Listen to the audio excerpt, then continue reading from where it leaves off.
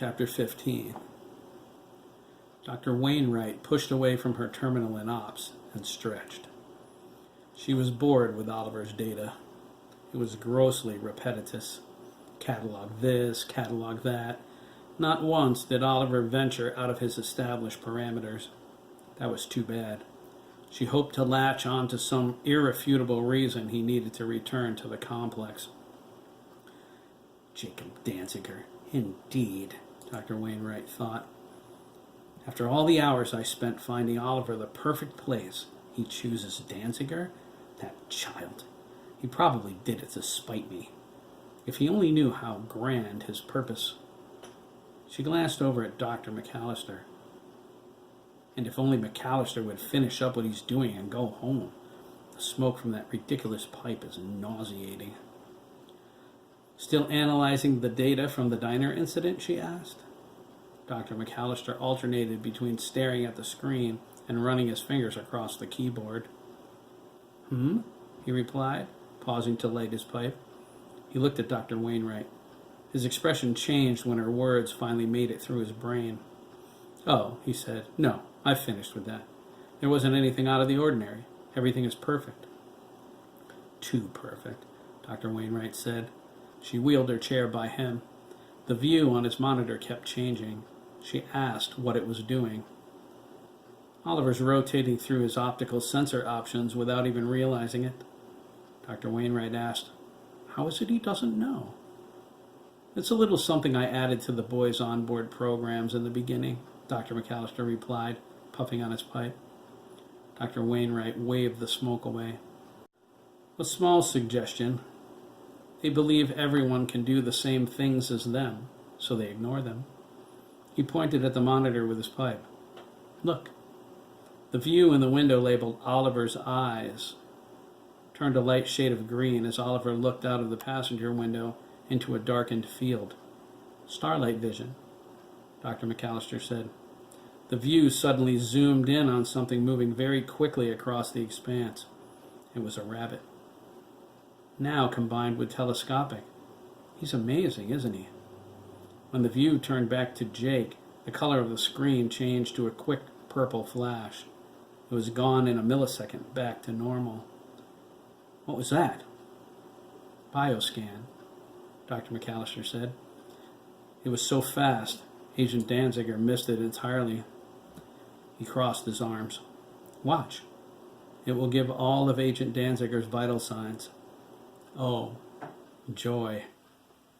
Dr. Wainwright moved back to her workstation. She wasn't interested in Agent Danziger's vital signs as long as he had any. She hoped her display of disinterest convinced Dr. McAllister to be on his way. He was spending the holidays with his family. Lieutenant Henderson was no doubt waiting for him on the helipad. Dr. Meyer-Brandis already retired. She was ecstatic after Oliver's incident with the bully. It made up for her disappointment over him not sanctioning the pervert in the rest area. He performed exactly as designed at the diner. Of course he couldn't kill that boy in front of all of those witnesses, Dr. Meyer-Brandis raved. He thrashed him rather effectively, though, did he not? She left Ops grinning.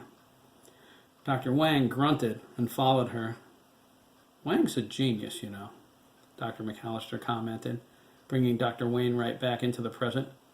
He was a fine addition to this team, much better than Dr. Suarez ever was. He cringed at the mention of that name. Dr. Wainwright caught his reaction. Are you still having nightmares, Doctor? She asked. She wasn't only assigned to the complex to care for the boys. Occasionally, Dr. McAllister replied, short and annoyed. He didn't want this subject pursued, and he stood to leave. If Dr. Wainwright was slipping into therapy mode, it was time for a quick exit. He reached down and shut his monitor off, but when he did, Dr. Wainwright slid over and grabbed his arm. Wait, she cried, pointing at the screen. Dr. McAllister furrowed his brow. What is it, Doctor? She pointed at the Oliver's Eyes window. The view switched through his optical sensor options much faster now. Dr. McAllister sat back down and leaned into the monitor. Oliver was tracking something. and had established a target lock. It looks like a car, Dr. McAllister said. He pulled up Oliver's vital signs. Whatever it is, Oliver's pretty worked up over it. No, wait. He paused and shook his head. It's over. He lost the lock. How? Dr. Wainwright asked, leaning over him. It has a range limit, Helen. She changed the subject. Are you going home? Yes, he replied, shutting his station down. I'm expected. The wife and kid want me home through Christmas. Barring an earth-shattering catastrophe, that's where I'll be. Happy holidays. Thanks, you too. Dr. Wainwright waited until she heard the Gamma Wing access door close. She got up and stuck her head out of ops to make sure he was gone. The hallway was empty. She turned Dr. McAllister's workstation back on. The station booted up. She reopened the appropriate programs. Wolf Boy God, she said, into the microphone. Playback indices 5 through 8. The movement in Oliver's eye screen stopped and quickly rewound. Dr. Wainwright saw the car coming back, reversing toward the truck. It slipped off to the left side and disappeared. Stop. Replay. The car reappeared, whipping around the side of the truck, almost hitting it. The driver seemed to be trying to cause an accident. Dr. Wainwright recognized the Honda Kevin Rossetti was driving. She scowled. Freeze image. Zoom in. Enhance. It was a brown Civic with Illinois license plates. Dr. Wainwright copied the plate number. She shut Dr. McAllister's station down and went over to hers. She accessed the agency mainframe. In a matter of moments, she knew the address of the car's owner and every detail of the woman's life, including her son's name, Kevin Rossetti. Too bad the police and the FBI don't have files as detailed as ours, she thought, with dark satisfaction. They might have found Rossetti's mother despite her different last name. She doesn't live far from Danziger's queer friend, Cody St. Germain. Dr. Wainwright stared at the image of Rossetti's mother's car.